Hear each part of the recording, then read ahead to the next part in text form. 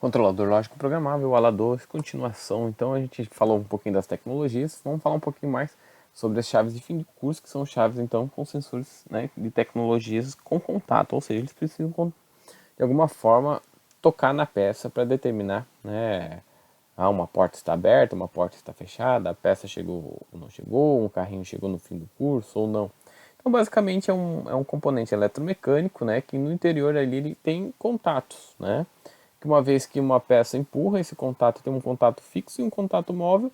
Esse contato móvel vai ser deslocado até fechar esses contatos. Existem contatos que estão normalmente abertos, ou seja, se você usar esses contatos, ele vai atuar quando o sensor for atuado, esses normalmente vão se fechar. Né? E contatos normalmente fechados, né, quando o sensor atuar, esses contatos vão abrir. Né?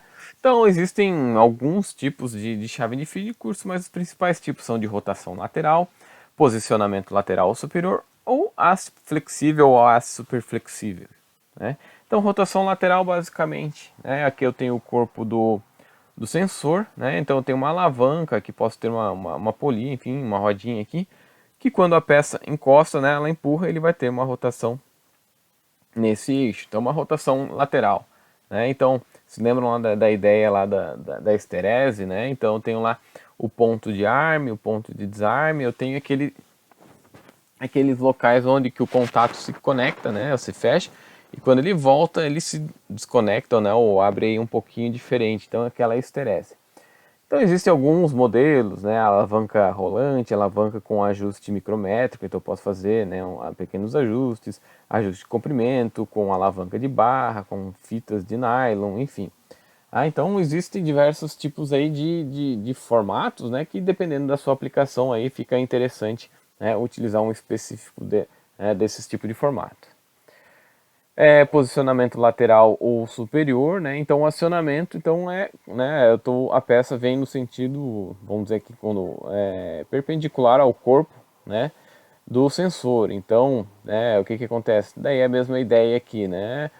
Tem um ponto que ele vai estar em repouso, né? A hora que chega alguma peça, enfim, alguma coisa entra em contato, ele chega no ponto de reset, ponto de desarme, ponto de abertura, né? Tem vários pontos aqui, mas nada mais é do que vamos pensar assim num botão. Pense num botão aí comum assim, é como esse carinha funciona, né? Também tem alguns formatos, né? Com acionamento superior, rolante, com barras, né? Enfim, com alavancas, com rolante. Então é importante que o movimento para ligar ou desligar esse cara é na perpendicular. A haste flexível, né? Pode ser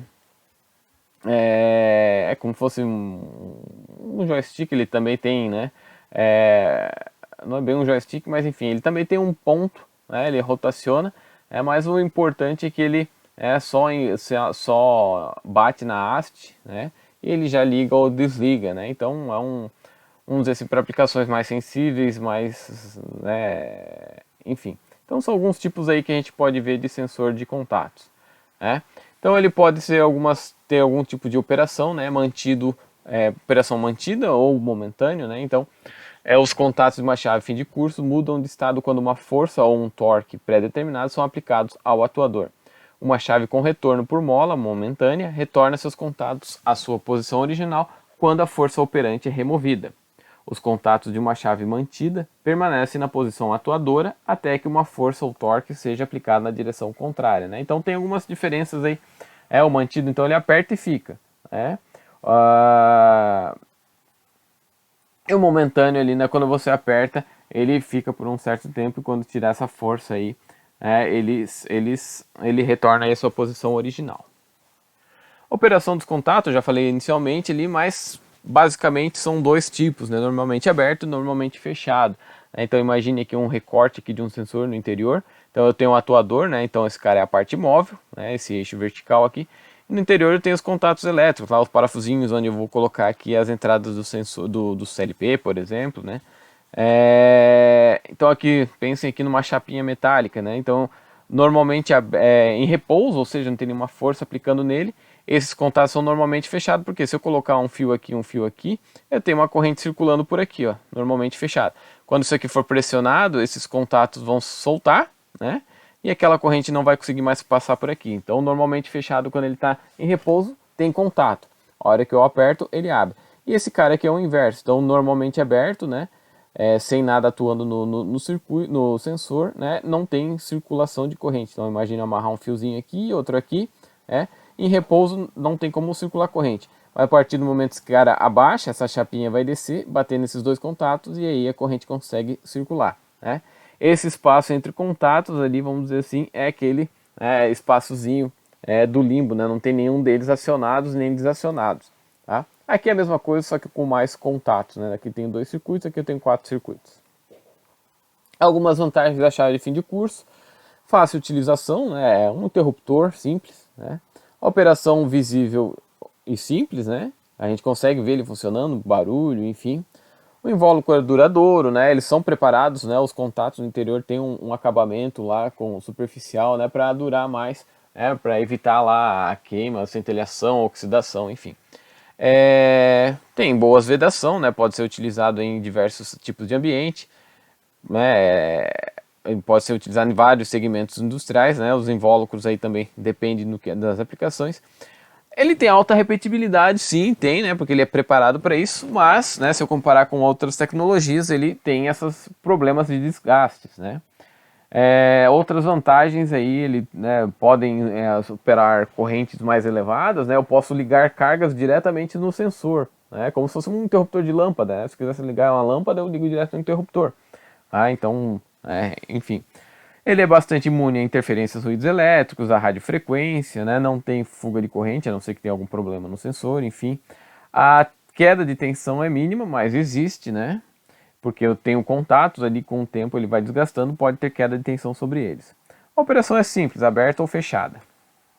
As desvantagens, né, comparado com outras tecnologias, ela tem uma vida mais curta, né, porque é um equipamento eletromecânico, pode apresentar desgastes, e nem todas as aplicações podem usar, né, esse tipo de tecnologia, principalmente aquelas situações que eu preciso de alta frequência de comutação, né, ligar e desligar em frequências mais elevadas. Algumas aplicações típicas, sistemas transportadores, máquinas de transferências, tornos, enfim. É a chave aí, portões eletrônicos, enfim. É um interruptor, é um sensor bastante versátil. Né? E aí, então, alguns exemplos típicos aí, né, na esteira, aqui na serra, para que a abertura dessa portinhola, aqui ele detecta, né, que a portinhola está aberta, aqui que a peça está na posição correta, para contar peças, né, então nesse tipo de contagem deve haver o contato físico. E aqui eu tenho uns exercícios, mas eu já dou a resposta para vocês, só para vocês pensarem. Então imagine aqui uma prensa, né, então o operador tem que ligar essa prensa, né, mas para evitar acidentes, né, para que ele não ponha a mão na prensa, eu tenho 2 botões aqui, um bimanual para ligar a prensa, né. Então pense aí um diagrama esquemático, como que eu ligaria esses 2 interruptores, né, diretamente aí nessa máquina para que ele funcionasse. Então, obviamente, mais para frente a gente vai falar um pouquinho aí da porta, da programação ladder, enfim, mas só já para ter uma ideia e já preparando aí o cérebro de vocês para fazer essa transferência do mundo físico, dos contatos elétricos, enfim, dos sensores e o CLP com a programação. Então, isso aqui, para fazer esse diagrama, seria bem simples, uma lógica AND, né, uma lógica E, ou seja, somente quando o botão 1 e o botão 2 estiverem ligados, né, meu motor, minha prensa lá aciona. Né? Então aqui eu tenho minha alimentação, passa pelo interruptor 1, passa pelo interruptor 2 e aciona meu motor. Somente quando essas duas chaves estiverem fechadas, né, meu motor liga. Se o operador pressionar somente uma, né, não vai ter circulação de corrente. Qualquer uma das duas, ele tem que ligar as duas. Né? Um outro exercício aqui, né, mais sofisticado aqui, então, da NR12, né, segurança de equipamentos, né, indica aí que deve ter uma redundância dos dispositivos, né, então pensa aqui numa injetora de plástico, né, esse equipamento aqui, só deve ligar apenas caso o operador feche, né, esse é onde que tem aqui o molde, né, enfim, ou coloque as duas mãos nas botões de segurança na hora de troca do molde, né, então tem algumas redundâncias. Eu poderia fazer então o mesmo sistema, né? A mesma lógica, que eu tenho aquela minha lógica do bimanual, né? A minha AND, né? Ou se a porta estiver fechada. Então o motor pode ligar aqui, né, se a porta estiver fechada. Então se os dois botões estiverem acionados, eu posso ligar, né, a troca de molde, por exemplo.